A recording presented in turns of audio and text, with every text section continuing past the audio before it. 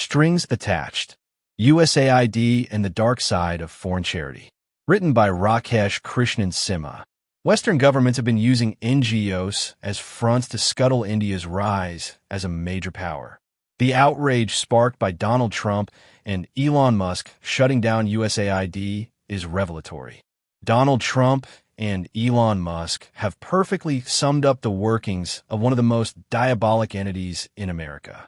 Toppling sovereign countries, funding bioweapon research, buying foreign journalists, and tarnishing the reputation of elected leaders via propaganda campaigns. USAID is symbolic of the rot that has infested the global aid industry. In 2019, the Washington, D.C.-based aid agency allocated $110,000 in funding to a Muslim foundation, which then funneled the money to the Pakistani terrorist group Lashkar-e-Tayyiba, the organization responsible for the deadly 2008 Mumbai attacks that killed 166 people, including several Americans.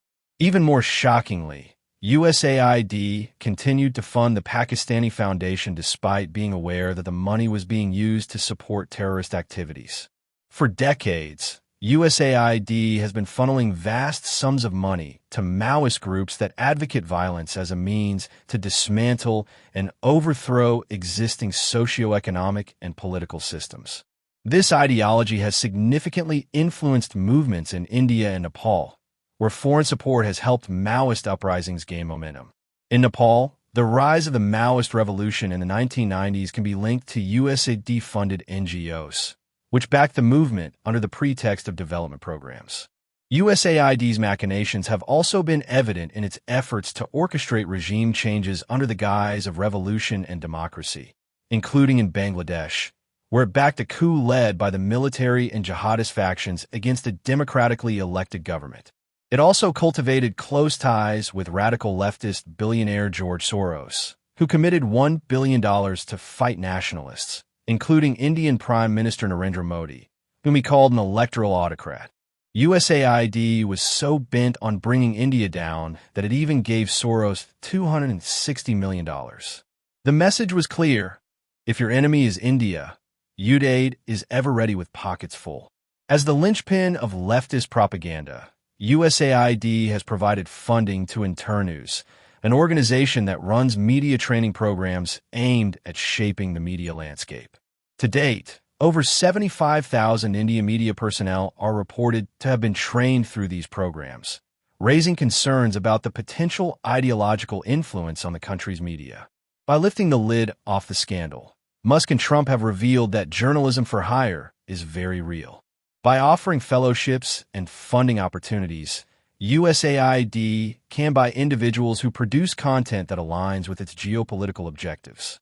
Several self-proclaimed independent journalists in India are currently under scrutiny for their ties to the U.S. deep state.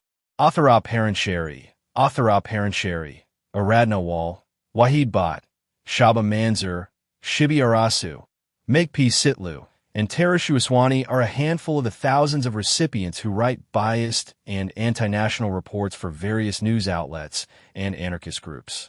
Crux of the problem: how the parasites entered.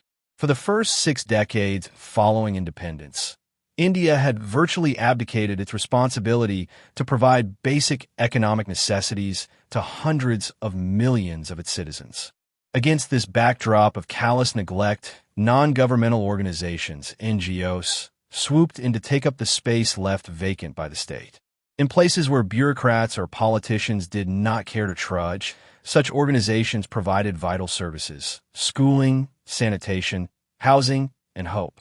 However, not all NGOs come in with good intentions. Some live off the fat of the land, as platforms for their founders to skim charity money. Others are more devious.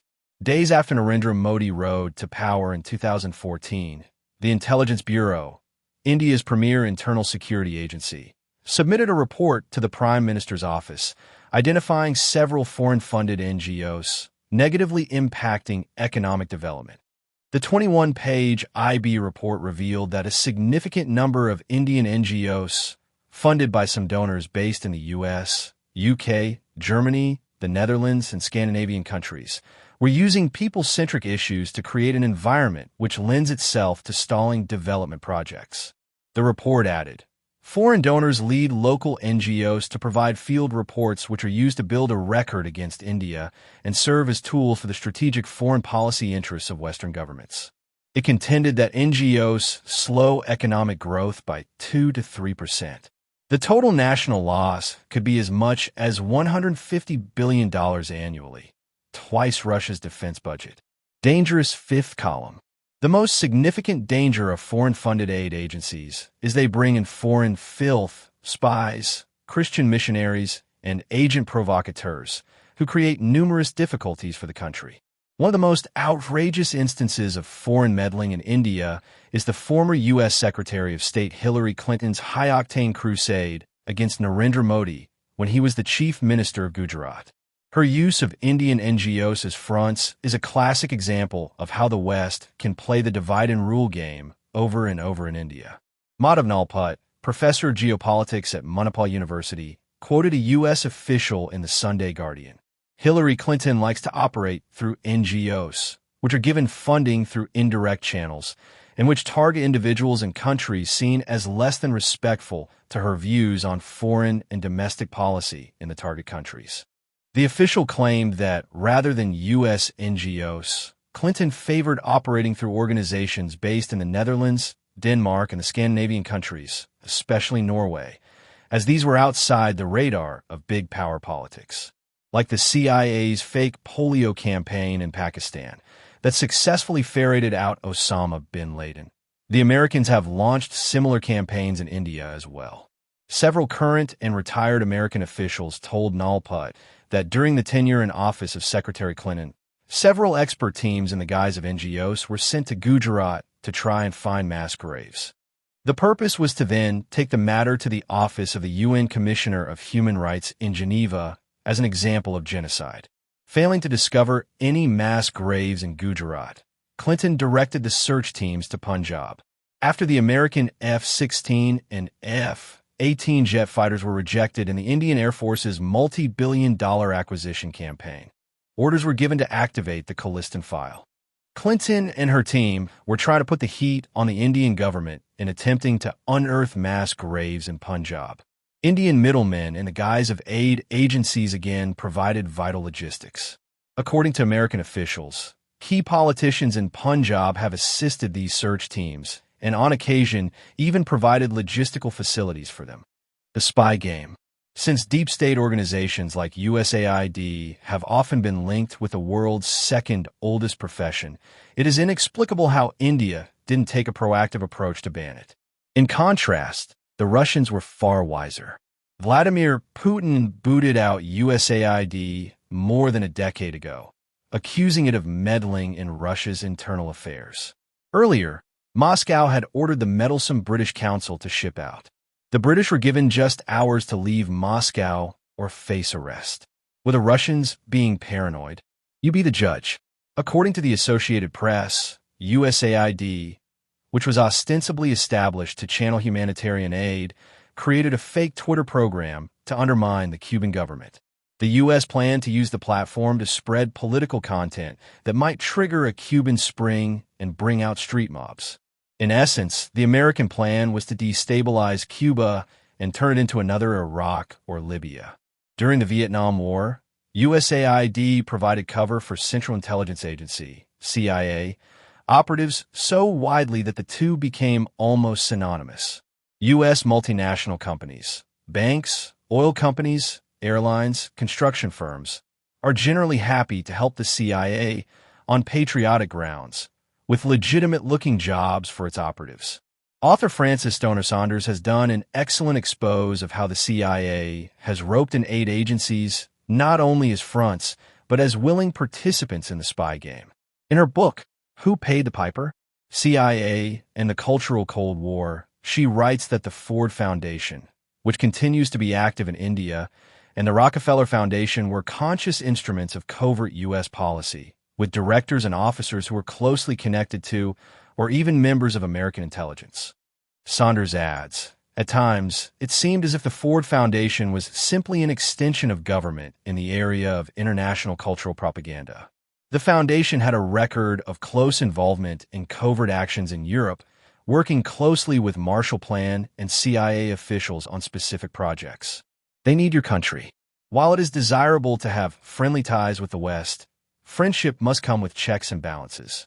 In his book, The Armies of God, British-born Malaysia-based academic Ian Buchanan explains that ties with the West come with the danger of Christian infiltration because Western governments employ powerful evangelical outfits as proxies. According to Buchanan, the secular departments of Western governments, whether they be departments of state or corporate businesses, find such evangelicals to be very effective partners. The consequences are dire for the targeted country because the West doesn't stop at mere conversion. Active Christian proselytization is often just a small part of the process, says Buchanan. In addition, there must be infiltration of every sector of influence in a society, from religious groups to government departments to local charities to private businesses. Canada-based think tank Global Research agrees. NGOs are fast becoming the missionaries of empire. Why target India? As Western power declines in sync with the rising stock of China, Russia, and India, the West is desperate to extend its 200-year domination of the planet. Because Moscow and Beijing are ever alert to their shenanigans, Western countries could do precious little damage to those countries. India, on the other hand, with its chaotic democracy, is a much softer target. There are numerous political parties and sundry Indian media outlets that are willing to be bought by the highest bidder, whether they be American, Chinese, or European. The West also looks at India through Judeo-Christian glasses. Western elites may be atheistic or agnostic, but their worldview is colored by their past. British colonialists have imprinted the image of Hindu India as a hellhole in the minds of Westerners. China is already set to become the world's preeminent power, and in tandem with Russia, another civilizational rival of the West, it sits at the global high table. Seeing a former colony, India, which the West has collectively mocked for 2 centuries, seated at the table as an equal makes them apoplectic. As such, virtually all Western countries are united in their dismay at the rise of India. Further, if India remains semi-industrialist, it will be a vast market for Western consumer goods, capital industries, and armaments. Foreign aid, disaster for India. A paper prepared by Professor Shyam J. Kamath of California State University for the Cato Institute notes that between 1951 and 1991, India received more foreign aid than any other developing nation, estimated at $55 billion. Yet Indian economic development was abysmal during that period. For instance, the effect of World Bank lending on the town of Madurai in southern India illustrates how foreign aid ruined India. Madurai had an excellent network of private buses, providing efficient and punctual services. It was taken over by the state government with a World Bank loan. The result, the Nationalized Transport Corporation started running at a loss and provided extremely poor service. Not only did the public suffer, but the Nationalized Transport Corporation became notorious for its rampant corruption and inefficiency.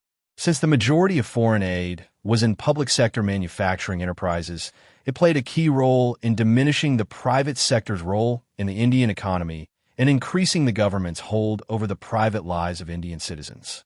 Given that the return on that public sector investment was low or negative, foreign aid from those countries contributed directly to the impoverishment of the Indian masses. Against this backdrop, Professor Kamath comments, foreign aid to India has been an unmitigated disaster. It has acted both as a catalyst and an encouragement for the politicization of the Indian economy. It has also encouraged corruption, rent-seeking, and graft.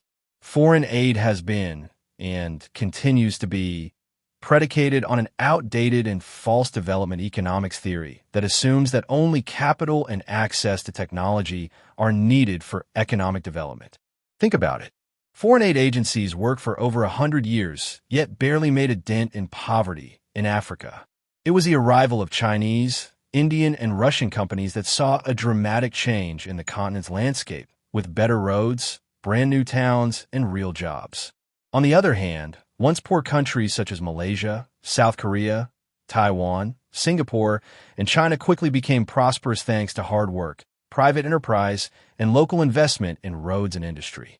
This gentrification is also happening in India, albeit at a slower pace, and only needs good governance to hasten the process.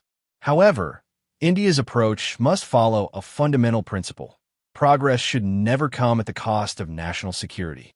Besides, there are millions of desperately poor and hungry people in the West. More than 50 million people in the U.S. relied on food assistance from charities in 2023. As Americans, our primary focus should be on ensuring they are fed first, rather than concerning ourselves with the Indians.